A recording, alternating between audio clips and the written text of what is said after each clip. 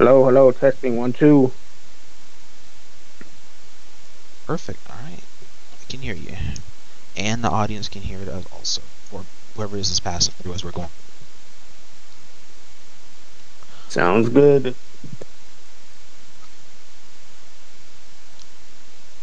Okay, so viewers, fans, subscribers, and followers all the same, I want to introduce you guys to the next episode of the Space Bridge here, the official podcast series for the Iacon Battle Circuit. My next guest here is a fellow resident in the fighting game community, and also a veteran of the fighting game arts at that. Is a preceding Marvel vs. Capcom specialist and past Combo Breaker and Frosty's finalist. I want to introduce you to LeShawn, the LivingLegend 26. Hello, hello everyone. Heading in this weekend, man, how you feeling? How you doing? Pretty good, pretty good. The weather's beautiful out here in Michigan, so I cannot complain. I'm ready to interact and to tell you a little bit more about my fighting game history here. Sure. Well, let's take a delve back in and just hop on into the panel here, because I had first wanted to sit and talk with you after I heard a little bit more about you from Loading Demon, and I wanted to get a chance to meet you and meet the person behind the guy who was winning a lot of the more recent tournaments in the tag-based genre of the fighting game community. Yes, shout out to Loading Demon. Yes, very appreciative of the Hunter x Hunter tournaments he throws, and he is also a Marvel player as well, and that was in the Marvel as well. So shout out to Loading Demon. Yep. But tell me about yourself. What brought you into the fighting game community? So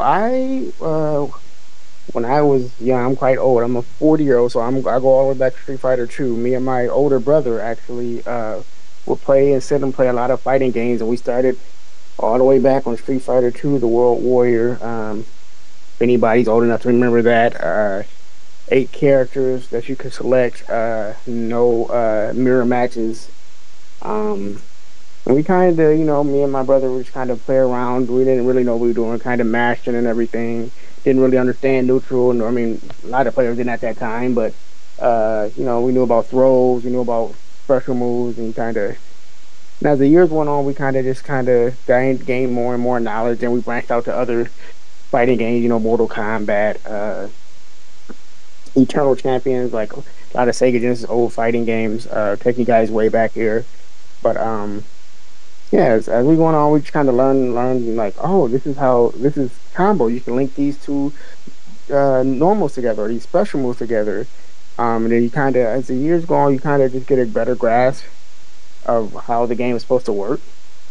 Then also from watching other people, we would go to arcades. Back when arcades were still a big thing, we would go to arcades to watch older people play a lot of old games, Tekken 2, Tekken 3. X-Men vs. Street Fighter. We watch people go on these huge win streaks, and we're like, oh, we want to be like that guy. He's on like a 15-game streak. He just keep taking everybody's quarters. So like, you want to sit there and watch. We would sit there and watch a guy that would be on a streak and like try to figure out and ask him questions after he got off or he left, and like, hey, how do you do that combo? Or what made you pick that team? And then kind of just take mental notes of everything and kind of take some bits and pieces of that guy's approach, and then use it on yourself, and then you also implement some of your own things to kind of make you a all-around better player. Okay. And honestly, it's the enrichment of the offlines. Well, even before offlines, it was mainly just arcades. It's the enrichment of like the arcade centers, or like little places that have arcades, or like little pivot areas.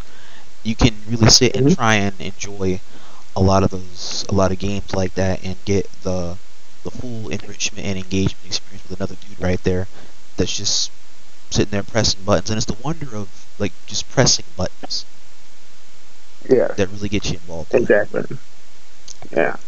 I remember the first arcade I went to on my end was like years ago. It was back at the air park.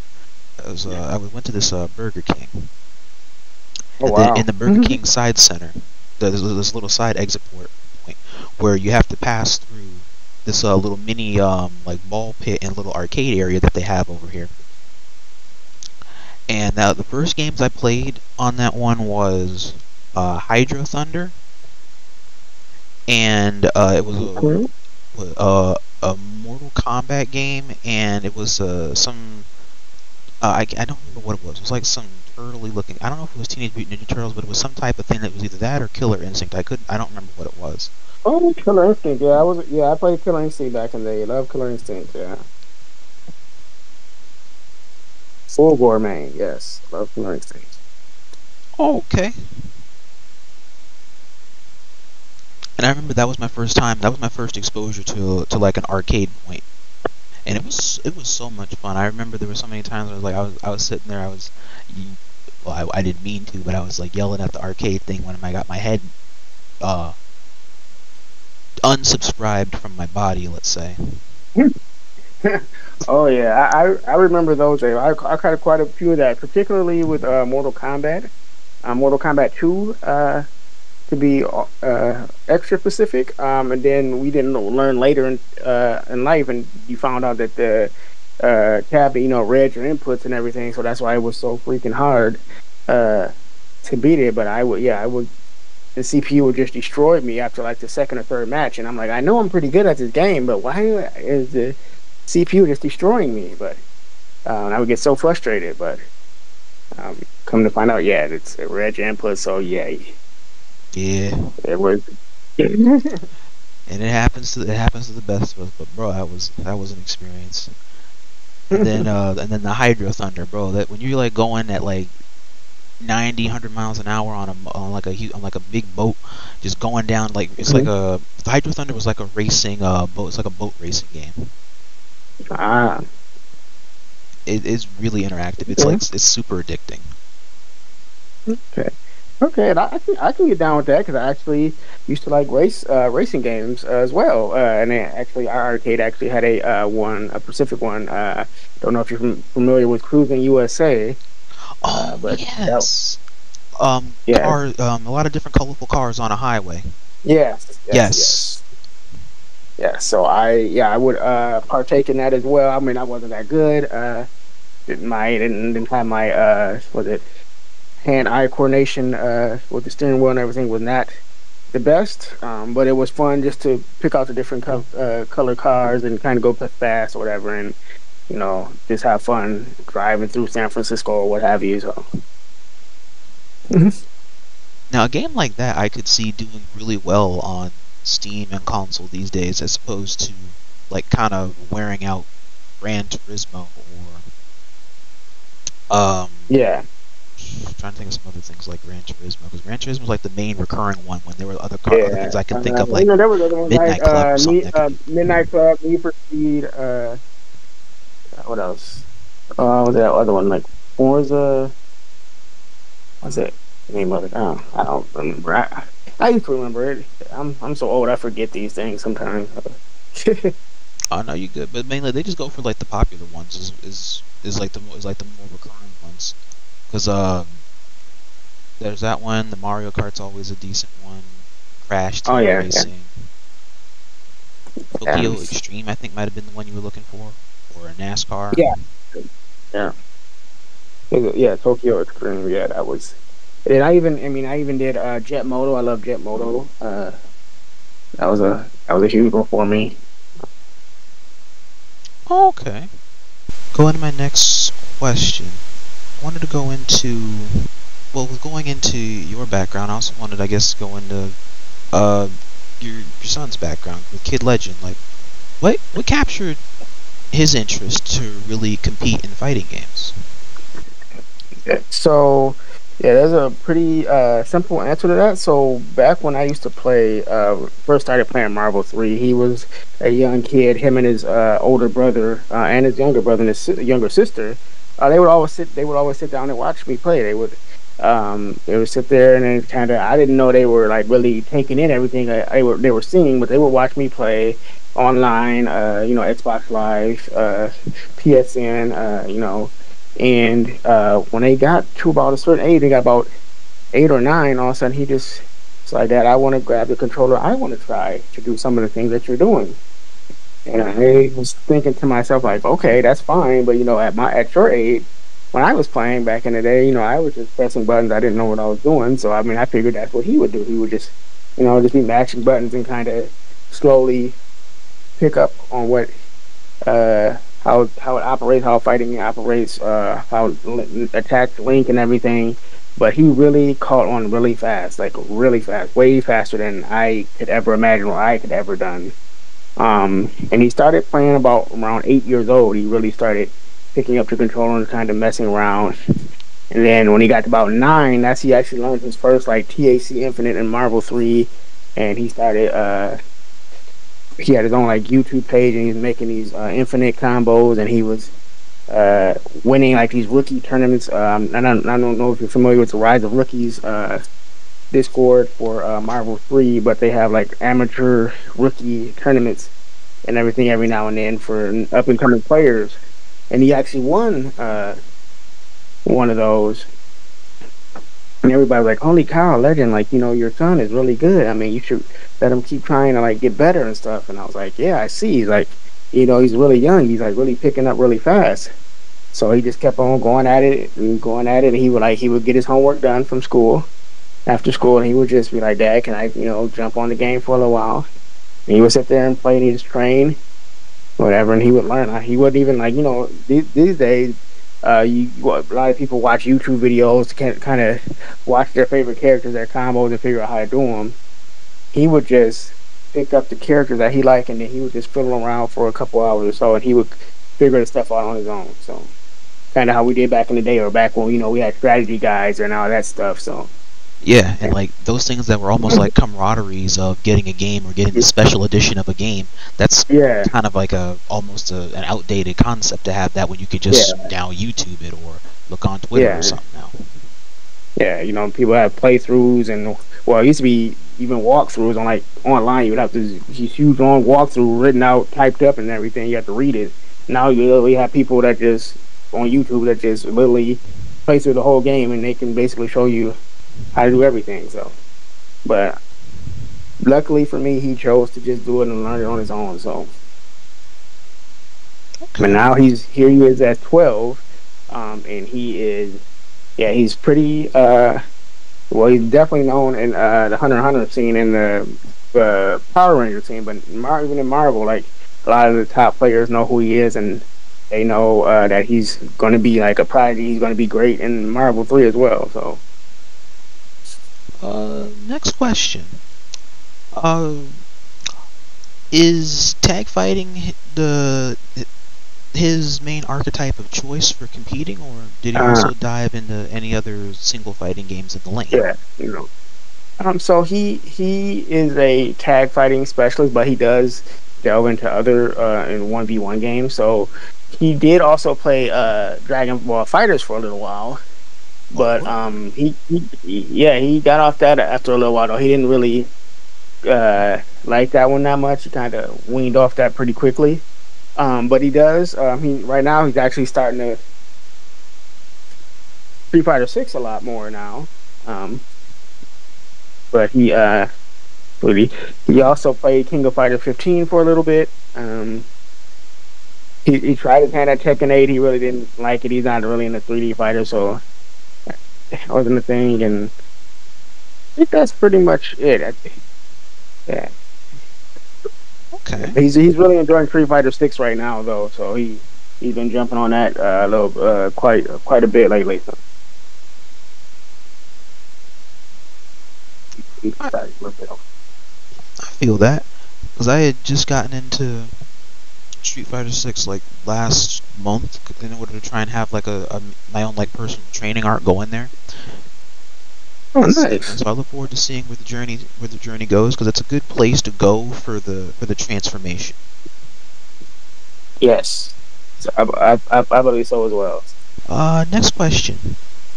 Did he have a background in any other type of competitive genres before getting into fighting games, or was like fighting games like the main interest? No, that fighting game was the main interest. He hasn't touched anything on a competitive aspect at all, really. I mean, he's played other games like Minecraft, or he's played Minecraft. He played Fall Guys. He played well, that's more of a fighting game, but he played Multiverses for a little bit. That was a nice that was a nice journey. I hate how that ended up. Yeah, that was unfortunate. Yeah, two of my sons actually enjoyed that quite a bit and were a little sad when that all transpired. But well, I mean, what can you do? But yeah, that's pretty much it. He plays a little bit NBA 2K. He's a huge basketball fan, so he plays a little bit of NBA 2K. But the majority of his time has pretty much been spent his whole gaming career, basically, or whatever, has been with fighting games. Understood. And respectable focal point. That way he can, I guess, have the investment still just gradually be there, and then it buds later on. Yeah. Was he sought out by any teams by any chance, or scouted? He has not. I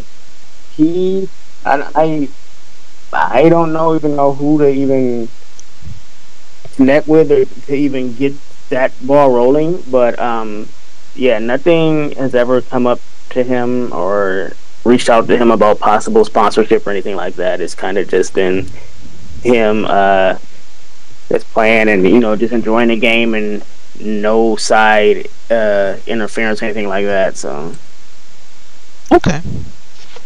And those things you don't always you don't want to rush those. Those things will just the opportunities will just happen naturally. Yeah.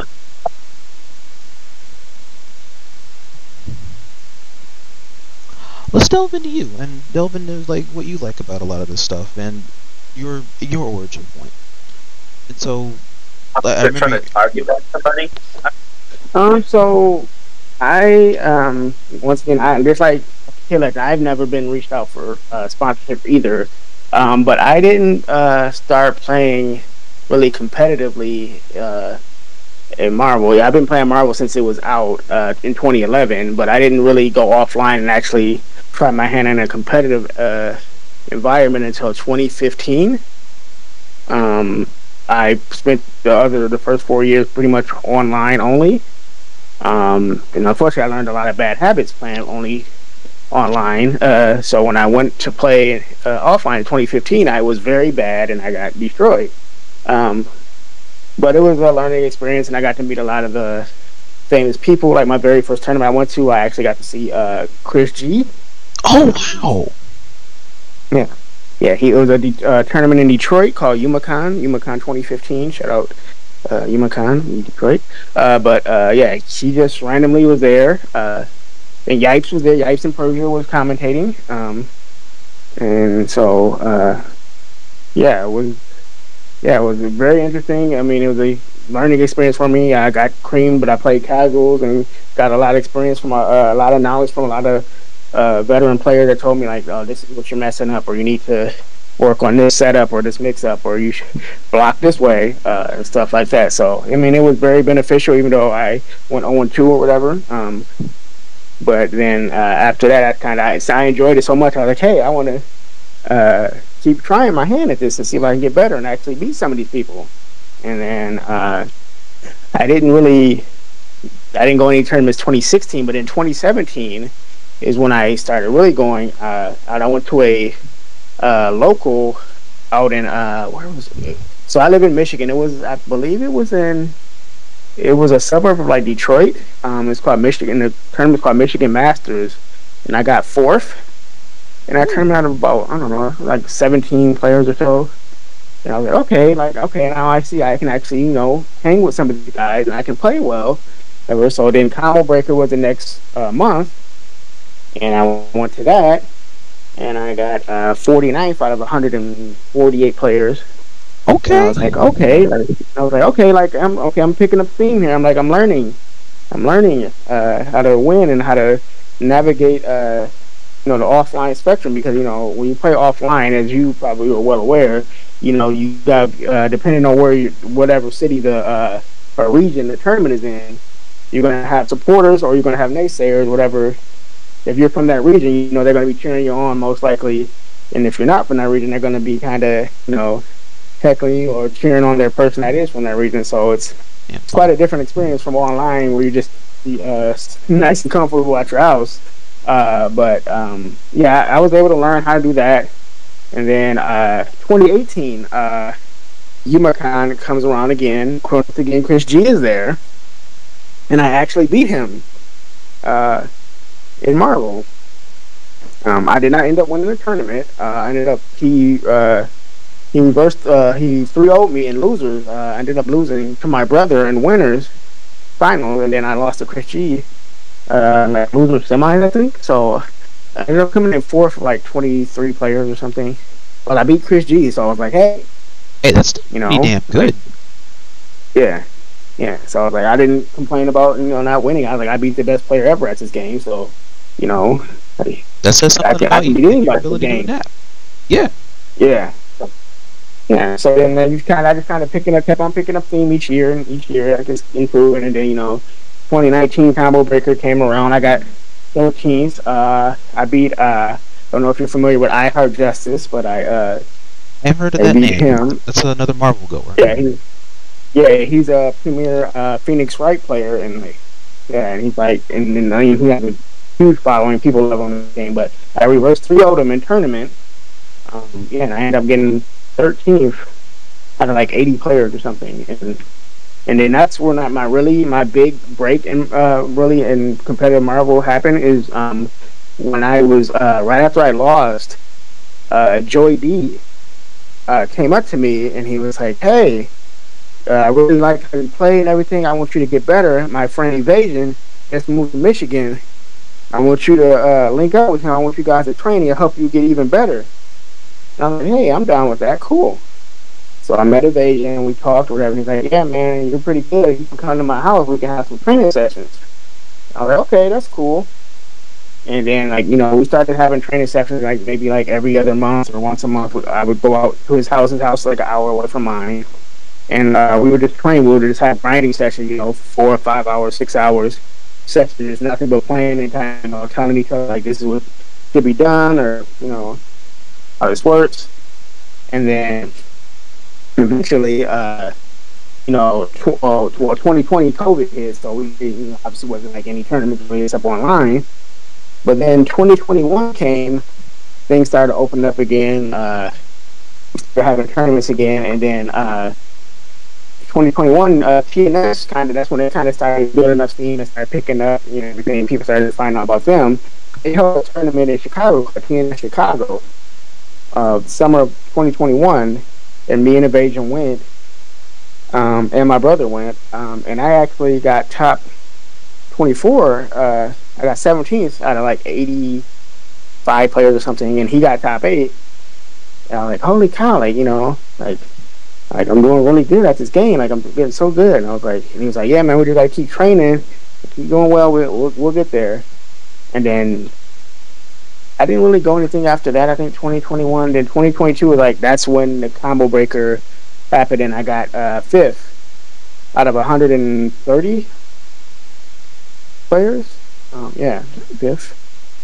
And that's when I earned my first medal at a major. And Evasion got 3rd, so I was sitting there on the medal ceremony with my training partner. So that was kind of nice. And then when Evo got announced at the main game for 2023, for the first game of the Retro Throwback Tournament series, I jumped at the chance. I had never been to Evo before. So this is the only chance you're probably going to get to play Marvel at Evo, so you have to go. So I'm like, okay, I'm going to go. So I ended up going, and I got 17th out of 1,300 players, 13 plus 100 players. And I beat Chris G again at Evo, by the way. And I was like, holy crap! Yes, that man kind of solidified me as a great player when I got that 17th at Evo. That was kind of my I actually thought about stopping playing after that. 'Cause I was like, I got 17th at the biggest Marvel tournament ever. So I mean, that's a big deal to me. So I might want to consider stopping. But I love the game so much. I was like, no, I'm just gonna keep playing. Still keep and going. then that's when, and then that's when Frosty Frostings 2024 came about, and I got top 8 there. I got 7th there out of 105 players or something. Somewhere around there. And then 2 months later, TNS had another event, TNS 9, out in Orlando, and I went to that, and that was, they had a ton of games, but the main game that they focused on was Marvel, because that's kind of what their main game, TNS main game is Marvel. Yeah. So, I went to that, and I got top 8 in that as well. So,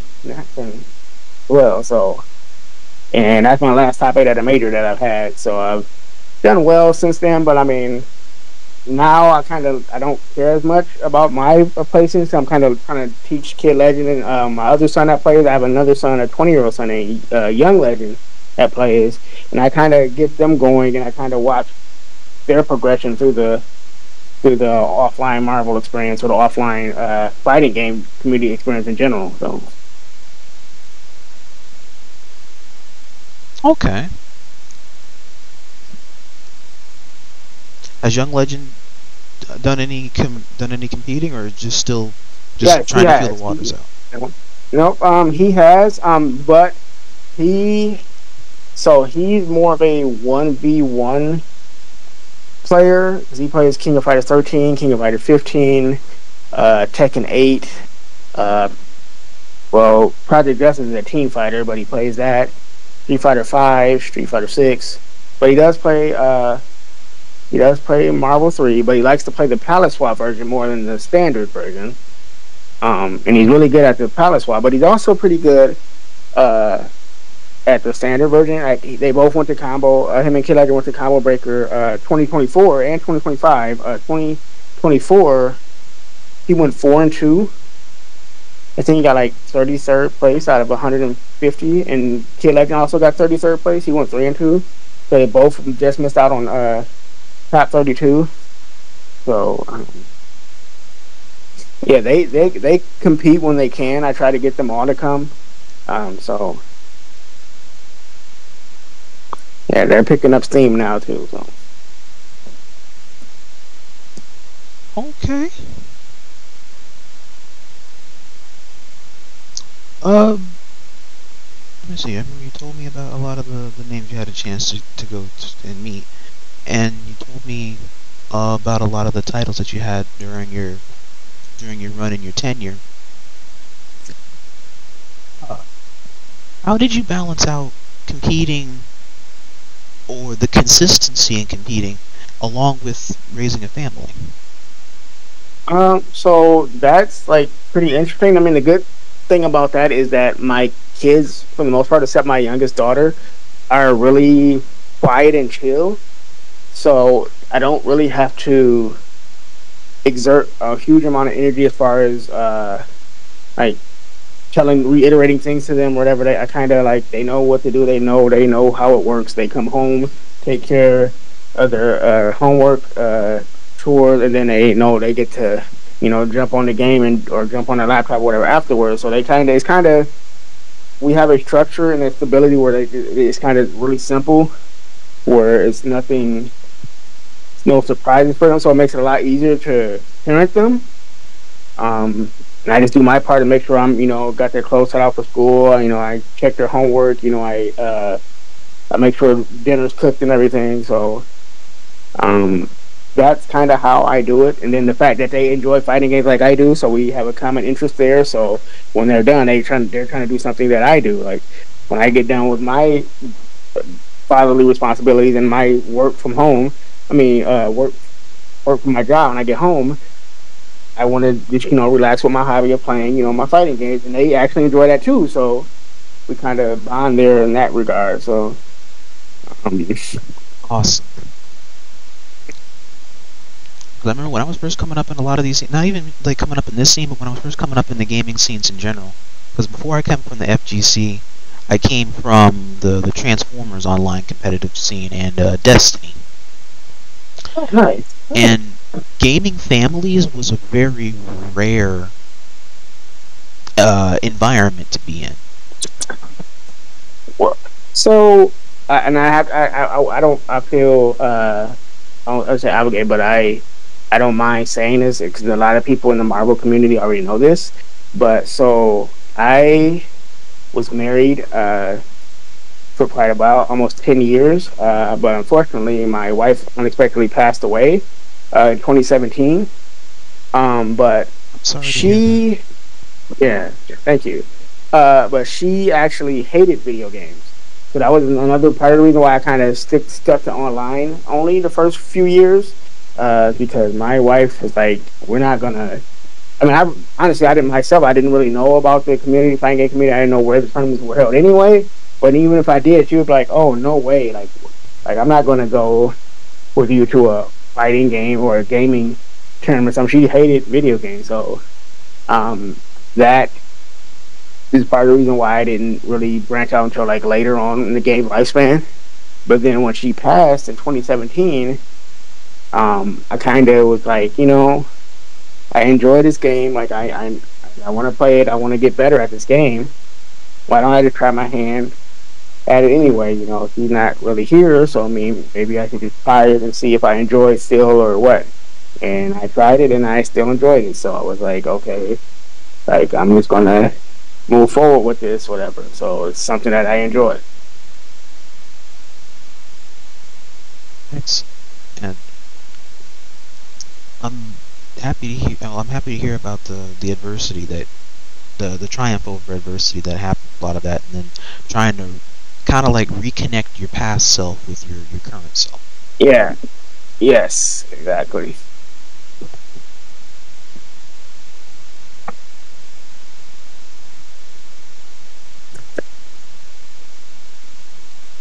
Let me see here. I was looking at your Twitter page over here. I saw that you did have a ticket that you have of your own. You do have a championship with the House of M, the open bracket number 16. You were able to beat Escalante. Oh, so I mean, so online. I saw me personally. I'm a online is fun in a sense that it's fun to do and it's something to do and I get to enjoy my passion. But as far as like a competitive like awards standpoint, I don't really count those. I mean, because if I did count those, I actually have quite a few. I've won a tier band TNS before. I've won plenty of House of M's, probably at least about 5 or 6. I don't know if you're familiar with B Blue 15. He runs Marvel 3 tournament. I won about 3 or 4 of his tournaments. Yeah, I've won quite a bit online, but me personally, I'm not. I don't really count those for myself. Like I've had enough offline experience where I'm like, offline is what matters to me, and that getting that medal at the end is what matters. It's not even about the money, because I mean, there's no money really, no real money in this game. People that still play this game are basically for the love of the game. So yeah, so I just like to challenge people offline and get that experience offline and get top 8s offline and get those medals offline. I just like accumulating medals, so that's kind of my thing. So, but I do have quite a bit online. So okay. What was the era of Marvel and Capcom like in those earlier years? Like before the trip or the pivot that it may have nowadays with the impact that generation has had on the current. What was that current generation at the time like? So back around like the first, I would say up until like 2017, maybe even 2016, the Marvel scene was very more, I should say, what's the word I'm looking for? It's much more competitive offline in the sense that there was a lot more like money matches, animosity between players, trash talking, East Coast versus West Coast, region battles and stuff like that. I mean, there's still that every now and then now, but it's a lot less. A lot more now is today's generation is more a lot of people talk stuff in the Twitch chat or something to say, yeah, wait till you see me offline. or whatever, I'm gonna do this, or we're gonna buy you. And then when you actually meet the person, either A, they don't show up at all, or you meet the person and they completely switch up when you meet them in person, and everything's cool, and everybody's chill, whatever. Which I don't mind. I would rather just be chill instead of animosity at an event or whatever. But I mean, that's kind of how it was back in the day. I'm sure people, if you follow Marvel 3, you know about the F Champ KBR feud. You know about the Ray Fanatic huge money match. Yeah, I mean, there was quite neat. Nemo and F Champ, Nemo and Justin Wong. Yeah, there were huge stakes quite often, and there's not a lot of that anymore. And that's just because of the players are younger, a lot more younger now. We have players like KidLegendd, even Tyler K is winning tournaments. He's 15, TJ is 18, winning tournaments.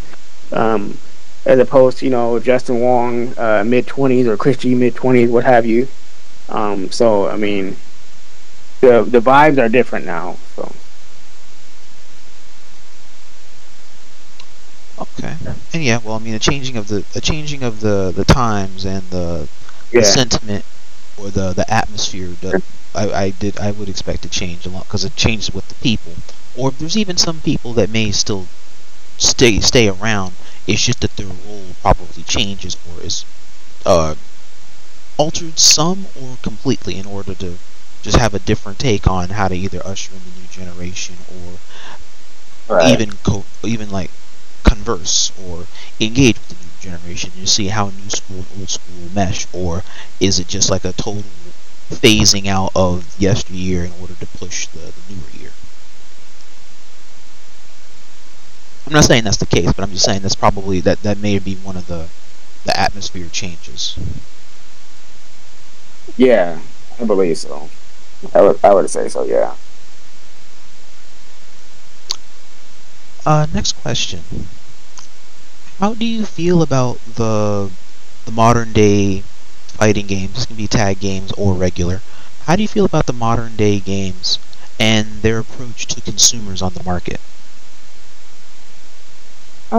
So I mean, it's kind of hit or miss. I mean, a lot of things are, a lot of games are moving to obviously the downloadable content. Games have built or whatever. Then they're kind of moving it along as you go, and the consumers paying for not just characters, but stages or upgrades to the game, packages, whatever, and everything. And it's kind of like the games getting released like not fully complete back towards basically Marvel 2, Marvel 3's old school games. Like, they were pretty much complete on the onset, and you just kind of, I mean, Marvel 2, for instance, you didn't even pay for new characters, whatever. You just unlocked them through game achievements.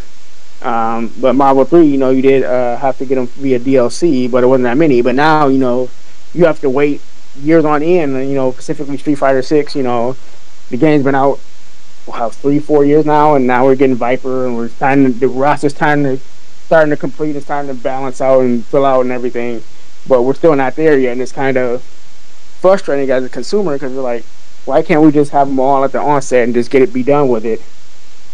Because especially if you're an older player, that's what you're used to. You're used to, the game just provides you, when you buy it, with like basically all the characters or all the upgrades or what have you, and you kind of just play the game and keep going. But nowadays,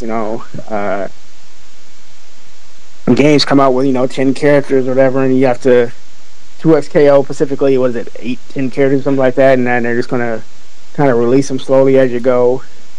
Hunter only has I think like 16. Yeah, they still haven't gotten to its base. They still haven't gotten to the first DLC character completely yet. It's still at the base 16 right now. Yeah. So and that's frustrating as a consumer, because you're like, we know these characters are coming. Like, we should just have them now. Like, you shouldn't have released the game until that was fully fleshed out. Instead of, that's just the economic approach these game developers or distributors or whatever, what have you. That's the approach they've taken, is in order to receive more money from the consumer, we just make it, pay for play or whatever, or pay for the downloadable content, and that's how we can keep milking money out of them. And I mean, it's unfortunate, but it's just the way it is. And if you want that content, you have to, subscribe or buy the product, buy the DLC, or else you just get left behind. So I mean, their stance on is we're not forcing you to buy it. I mean, but if you want that content, this is how you get it. So, but the problem is, a lot of time your favorite character is locked behind that paywall. Because I mean, honestly, I know a lot of Street Fighter 6 players that were like, I'm not picking up the game until my favorite player comes out, until Viper comes out or something, or Bison or what have you. So they don't touch the game until their favorite character comes out, and that's 3-4 years down the line sometimes. So those instances I actually understand, because those are DLC. Those are like surprise DLC picks that you don't know whether or not they actually are going to be in the game or not. So I actually can understand their justification for waiting for a favorite character or a franchise favorite to make an appearance in said product. So that I can understand. But there are also instances where I don't feel it's just, where you're paying more for less. In terms of like a base game, or in terms of like what the next package is offering to try and accommodate a downloadable content expansion. Like a good example would be like Chaos Reigns from Mortal Kombat 1. Yeah. Mm-hmm. And then you can compare how the pivot of that DLC inclusion compared to something like MK11 Aftermath. Or with Guilty Gear, Revelator and versus Strive and their DLC approach. I mean, Strive eventually is going to try to work in a lot of the fan favorites. In Strive, it's just going to be a pending watered down version. Varying chat with how you feel about the difficulty of Revelator compared to the difficulty of Strive. Me personally, I think Strive has an easier skill ceiling to get into, so the characters will be watered down should they come into approach. It's more beginner accessible title for the Guilty Gear entry. Yeah. And that's the thing. I mean, the beginner entry is a big thing with fighting games now as well, with like dumbed down inputs, or simple mode, or modular controls or what have you. Yeah. So I mean, Marvel 2, Marvel 1, the old school games, even Marvel 3. I mean, Marvel 3 has a simple mode, but I mean, it's banned in tournaments offline and online. And even if you try to play it, I mean, you weren't going to get anywhere. It's not like Street Fighter 6 where modern controllers can actually, you can do well playing that basically watered down version of the character or whatever, or the game or whatever. And I mean, that's just an example of how they've created it more for casual players. They want more casual players to get into their games instead of just the competitive, tournament players and everything. So this is one way to do that. Say, oh, we can dumb it down for you. You don't have to worry about 360 motions or something, or quarter circle motions. You can just press this button here or these two buttons together, and then it's going to do it for you or something. And then a casual player like, oh, that doesn't seem too bad, whatever. And then they're gonna gravitate towards that a lot more than as opposed if they see all these command lists. They pick up the game and they see the command list and they're like, oh my god, what are all these directions? And if they're just going into Tekken for the first time, that looks like a whole scripture of inputs. Yeah. And you get overwhelmed. Yeah. It makes you want to put the game down. So I will say though, in terms of the beginner friendly approach, while also not getting rid of a classical approach to button mapping and layout, I think Street Fighter 6 probably did it very well in having the classic approach, and you have the modern day approach, so that way the harder inputs can just be done by button simplicity. Yeah. But I know that not every game can do that, as opposed, for instance, the anime games, for instance, or the games that the more anime FGC has to take a different pivot for that same casual friendly access advertising. And so they have to, in some cases, like water it down, or they have to figure out how to change or alter like what you want the core mechanics to really focus on that can be an accommodating or maybe addicting or appeasing element to the melting pot of the video game. Right. Right. And I will say that a handful of the games that I've seen in this generation, some have tackled that well, others have tackled that poorly. And this is before even Patchwork comes into play, before you see the finalized product of it, when the game stops receiving support and you see, okay, this is what the final version of it looks like. Did it do it right the whole time? Or did it end on a decent note? And like the more popular games that have come and gone, let me think. So with Tekken, Street Fighter, and Mortal Kombat, those are still like hot buttons on like how you feel about it. Mortal Kombat is not in a finished state, but the DLC is finished, so I disagree with that for whatever it is, but I will say that I think the gameplay wise, some may think it's bland, some may think it's really good. I think it's in a pretty good spot, in my opinion, in terms of how they tried to balance out a lot of the characters and the newer characters that came in on the tail end of the last patch note for T1000. I mean, I'm not huge into Mortal Kombat anymore, but I mean, I do like the fact that there are at least attempting to try to incorporate new mechanics, at least to their games. Like as far as like I know, a lot of people are back and forth on about cameos, but I think it's a good thing. Yeah, I think it's a good thing. I mean, you're trying to incorporate something new that kind of gives the game a new kind of fresher feel or whatever. Kind of like an assist thing type thing. I know a lot of people actually hate it, but I think it's a good thing. It's something that they haven't really delved into for a couple generations, because it's always been a single player thing. So I like the fact that they took the gamble in having a cameo based thing here, so it's kind of like a 2v2 quote unquote type of fighting game.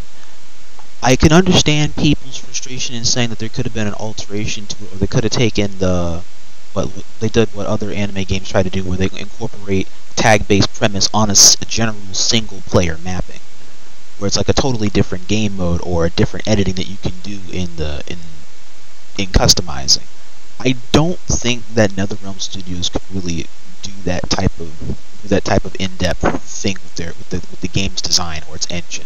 I don't know if it could really do something like that without just being a totally different game altogether. Right. I mean, that seems like a lot of overhauling to do. So yeah, because NRS keeps it like super simple. Then you got Street Fighter that like Tekken is like both very fundamentally friendly games that delve into like the core fundamentals of your approach, your footsies game, and identifying habits, character identifications with your matchups, and they try and take a pivot into there. And I will say that each Tekken or Street Fighter focuses on the player differently with each installment. It focuses on something different. Yeah. Which is why the feeling is different for each one, even though the context is generally the same. That I can definitely agree with. Each iteration of Street Fighter kind of plays differently. I mean, the core concepts are still there, but there's mechanics, or there's like the game itself is kind of they all have their own identity as far as how it's played. Some are good, like Street Fighter Third Strike or Street Fighter 4. Some are kind of controversial, Street Fighter 6, Drive Impact, Drive Rush, what have you. And then some are bad. I mean, the majority of people think that Street Fighter 5, V-Trigger, and Street Fighter 5 is just bad in general. So, yeah. So I mean, but each one they have their own unique identity about each one, though. They don't. It's not like I bought Street Fighter 4, and I bought Street Fighter 5 after playing Street Fighter 4, and it basically feel like I'm playing the same game or something like that. They just added a few more characters. Like, it has its own unique style and identity or whatever, so. Okay.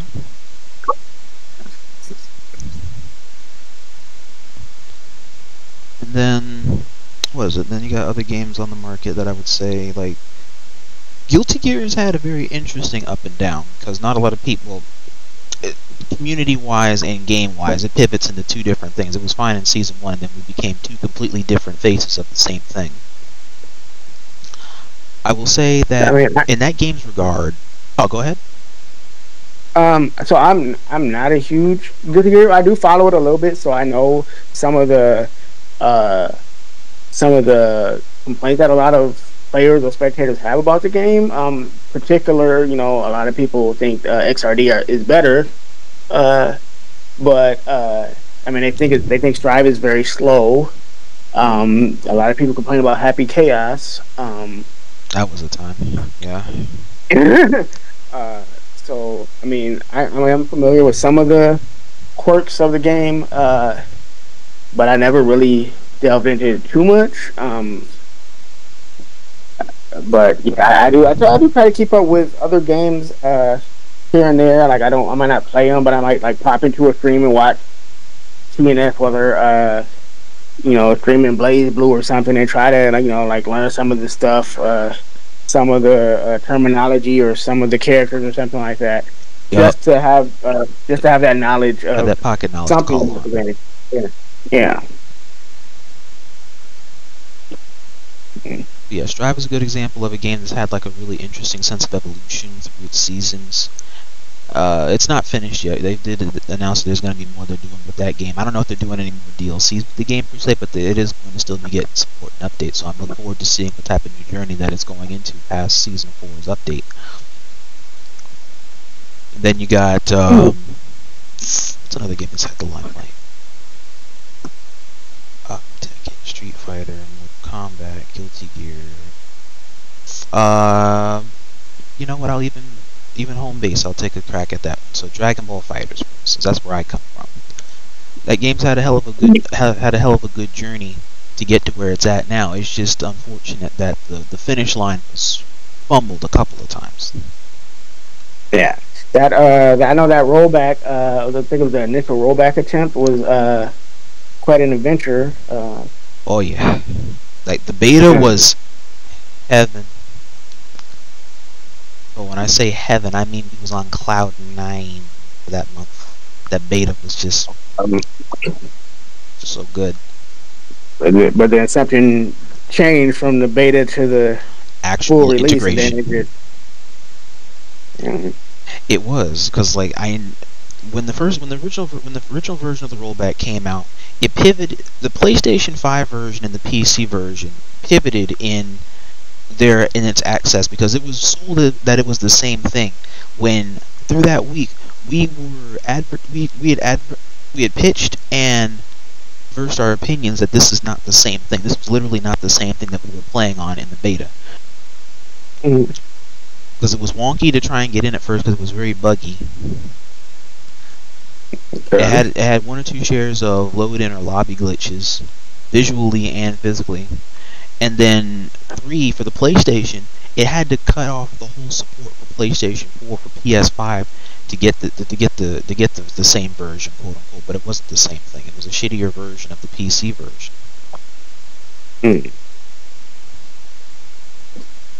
No bait and switch action there. In real time, yes. That drove so many people away from the game for a good portion of time. It just literally sent them right to Strive, or sent them right to Tekken, and it's just like, nah, we done, we good. Nah, fuck Bandai.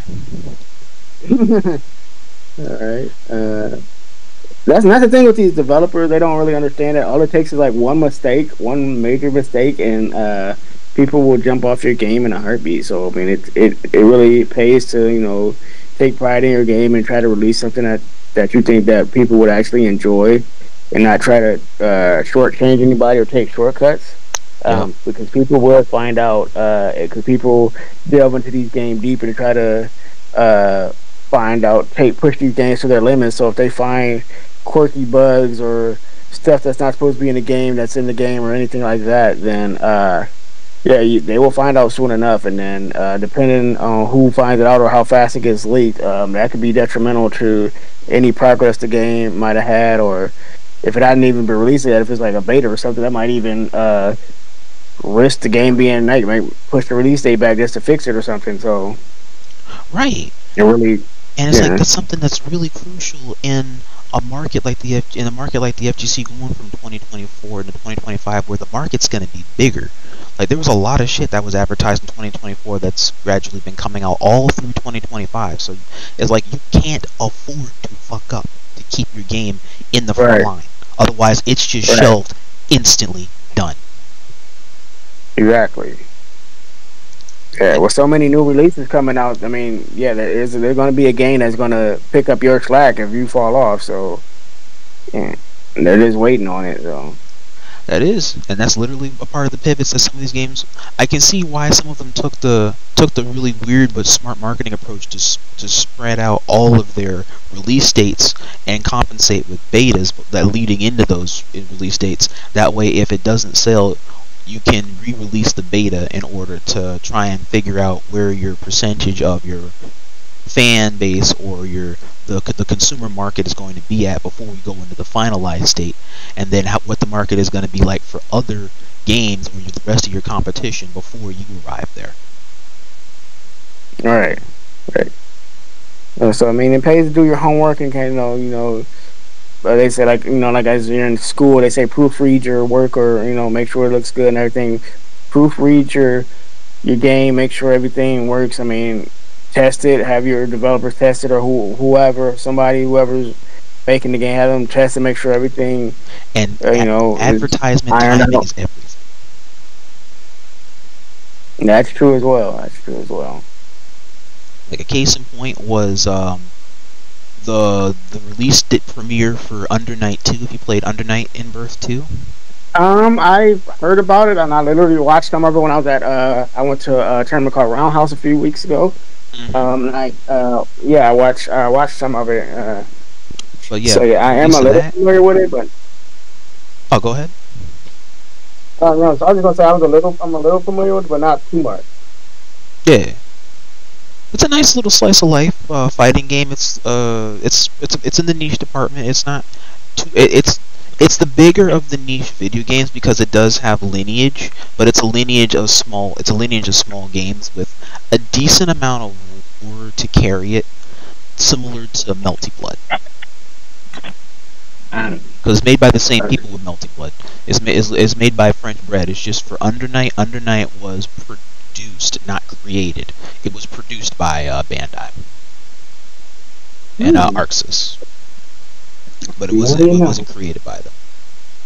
But for them, they only had like a week, 2 weeks in order to try and like get something going with that game before Tekken 8's actual like official global premiere.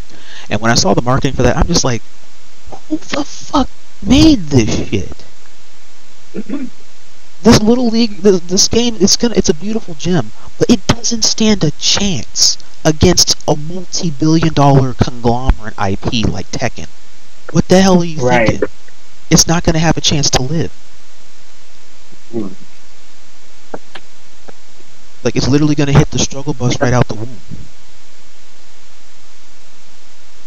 Yeah, and that kind of goes back to that's why you want to make sure you get it right the first time, because I mean you don't have as much money, you being a small market game or whatever, or a company or something, you don't have the money to pour into the game like they do. So if something goes wrong, you don't have as much money to go back and correct it as the whole Street Fighter can go back like, oh well, we messed up here, but we have money, we can go back. Capcom is kind of struggling, but I mean they still have the money to kind of go back and kind of redo or fix some of the errors they have, as opposed to you're a small market company, a small market game, and you're like, this is it, guys. We put this out here. Hopefully it works, because if it doesn't, we're kind of screwed. So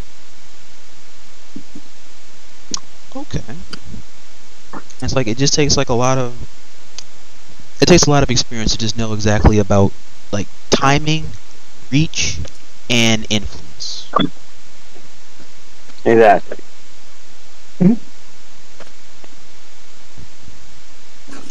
Oh, I see. We have a young YoungLegendd6 in the chat. Hello, Yeah, hello. that's my yep, that's my son. Yeah, that's my 20-year-old son that I was talking about earlier. That's more of a palette swap 1v1 player. He does play some team fighter. So yeah, I think he heard me talking to you, so he kind of jumped in the chat and Hey, welcome in. Welcome in.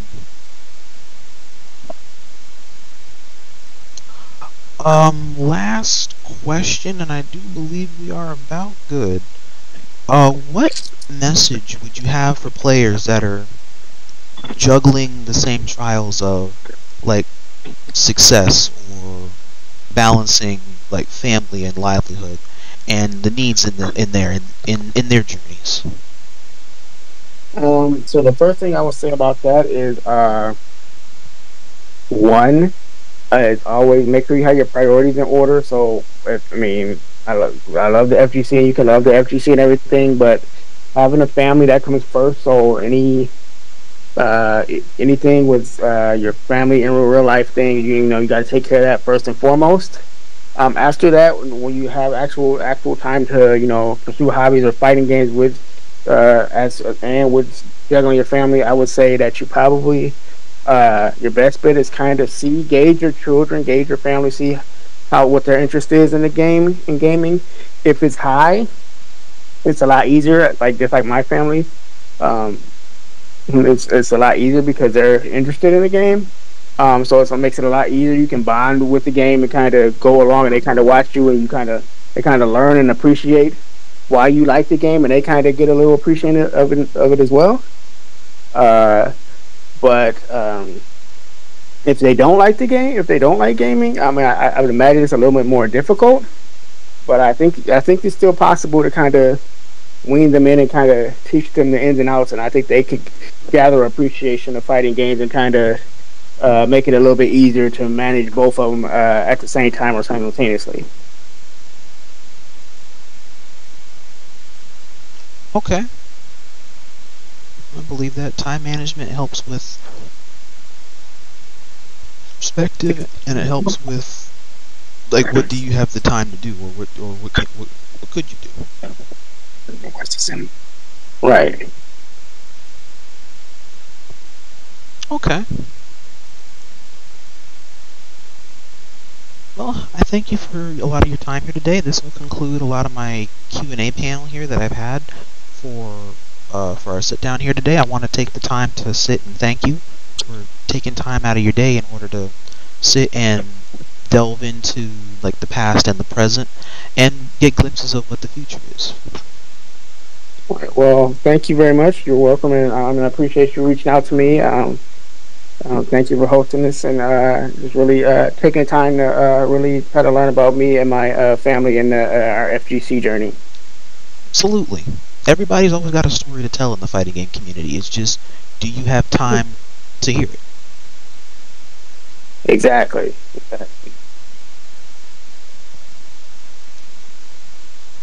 Okay. Anything you want to promote? If you guys, anybody's listening, if you have a chance, you can check out both my son's YouTube channels. KidLegendd, yeah.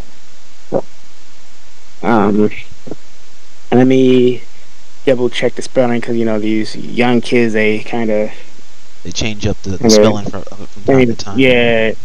So, and I think they do it with theirs too. But let me double check it real quick. I'm gonna do KidLegendd first, but let me see here if I can pull it. And then also out there, YoungLegendd, if you're still out there or lurking, thank you for tuning in.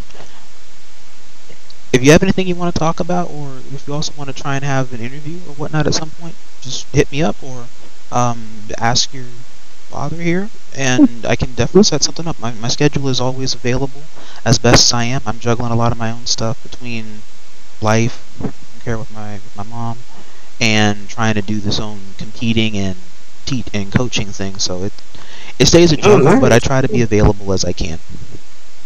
Nice to hear coaching. That's good. A lot of new players. That's a big that's very beneficial to them, because I mean a lot of them get overwhelmed, especially if they dive into a game late, and then they experience a lot of losing, so they get frustrated with games. So I think coaching kind of incorporate positive outlook on matches, even when you lose. Like don't focus on the result of the match. Focus on what you learned from the match, and then teaching them like little step by step how combos work, how movement works, how awareness works, resource management, things of that nature. And then it kind of picks up slowly, and then they get to a point where they're actually a pretty good player. I think coaching is very wonderful thing. I would actually pursue that if I wasn't so bad at like public speaking, and actually like I'm not a good teacher at things. I'm more of I can just do it. Like I take mental notes and I can do it myself, but I can't really teach it to people. So like, I'll actually give you a cheat sheet on that one, because one of my friends in the Dragon Ball scene, his name was Double L. He gave me a really good cheat sheet about how to get that going, because he helped get my Metafy up off the ground. I was able to help vouch for it. The key thing in speaking to newer heads and newer people, start with your friends first, and then bounce ideas and like the speeches that you would say to your students to be give it to them, and then see how it's received, or figure out like the tone or the context, because it'll be in like the most comforting position in order to openly say what you want to say or educate somebody on, and then see how that comes across. And then it can also give you an idea about dialect, tone, or the way you deliver your words. That makes sense. Yeah, because you get positive feedback from your friends, and that gives you more confidence to go to a stranger, and like move forward. Yeah, because a friend's going to hear it for the very first time about something that they may know a little bit about, but not know something in depth about. And so they're going to be in a state to listen thoroughly. And so this gives you a time to work out the kinks on how to articulate your words. Right, exactly. And I was just like, I never thought of that. Because I would just rehearse to myself, or I might rehearse to moms. But I didn't think about actually just rehearsing with a friend and whatnot, and then just say everything you want to say as if they are a stranger. That's true. That's a good point. Let's see here. Okay, so yeah, if you guys are out there, check out my young son KidLegendd's YouTube channel. It's KidLegendd. Give them a subscribe, be a new subscriber, and you will see a lot of Power Rangers content, Nin Impact, Marvel 3, yeah. Oh, I think I got it on stream here. Oh, here we go. KidLegendd with 2 D's at the end. Correct. Oh, and then and then technically, yeah, my other son, YoungLegendd, he is UG YoungLegendd. So his YouTube channel is YoungLegendd6. So it's YoungLegendd6, and he technically is has a team. He's with Untamed Gaming. It's they do a lot of online. They do a lot of online games. But he is he works for them, and he is sponsored by them. I don't know if you're familiar with the streamer or player named Jacoman or Jackoman. That name sounds familiar. I can't think of where I heard it from before. Yeah, he's pretty popular in the Marvel scene. He's a good friend of mine. He lives here in Michigan with me. But he's a really he promotes Marvel 3 and Marvel Infinite, actually. They reached out about a couple years ago and asked YoungLegendd would he want to be join their team and everything, and he did. So technically, yeah, he's part of the Untamed Gaming team there. So okay, yeah, I just found the channel here. It's a picture of 8-bit version of old OG Iron Fist. Correct. And he plays Iron Fist in Marvel 3, so that's. I know who you play in Rivals now. I don't know. if I want that smoke, bro.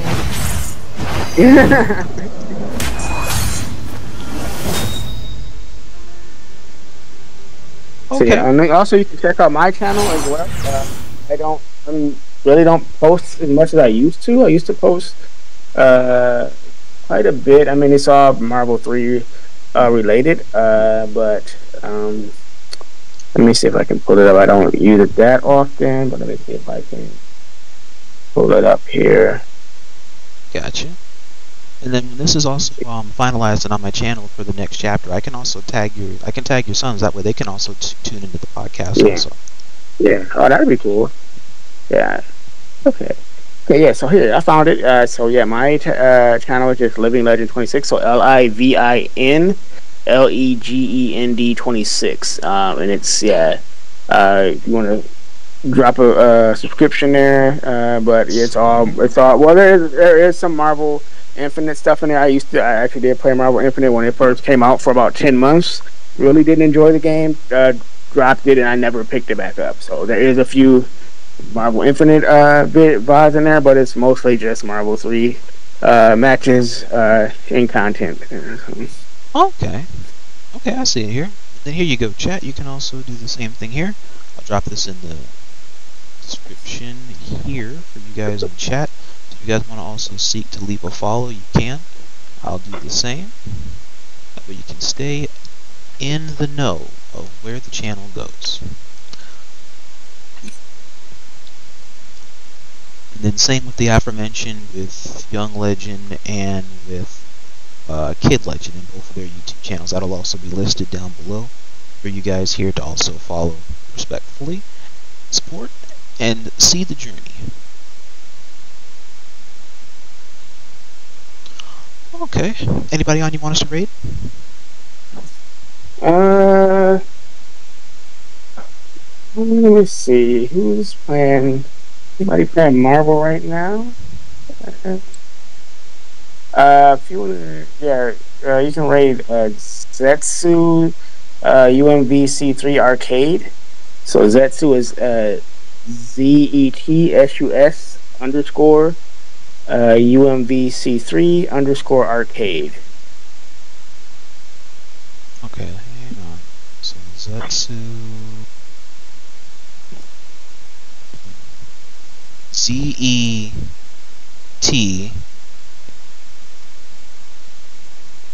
Zetsu. So it's ZETSUS _ UMVC3 _ Arcade.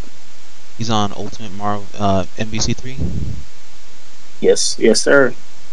All right, can do. All right, I'm gonna get ready to go on ahead here and get ready to send our stream over to them. All right, so appreciate that. So all you guys out there, feel free to go on ahead and leave a follow here at the Twitter here that I have on stream here for LeShawn, LivingLegend26, multi-time previous placer here for the Marvel vs. Capcom continuity. If you guys want to seek to give him a follow, feel free to go ahead and follow him here, or also at the aforementioned YouTube channels for both him and his sons. And seek to tune in next time for whenever the Space Bridge opens up again, and we get a chance to sit and delve into another story in the fighting game scene. On that notion, while we're here in Marvel vs. Capcom, we're going to go on ahead and get ready to raid Zetsus UMVC Arcade, and I'm going to drop you guys off here at Marvel vs. Capcom 3 for the night. That way we end on the marvelous note. Alright, sounds good. Alright, and again, I want to take the time to thank you for telling me your story here today. I appreciate it. Alright, no, you're welcome. No problem. Anytime. The raid's getting ready to start. You guys got my emotes? Spam them and let them know where you come from here at Iacon and Tax City, right? You guys have a blessed one ahead out there, and like I always say, till all are one. Nice. Hey, peace. Alright, and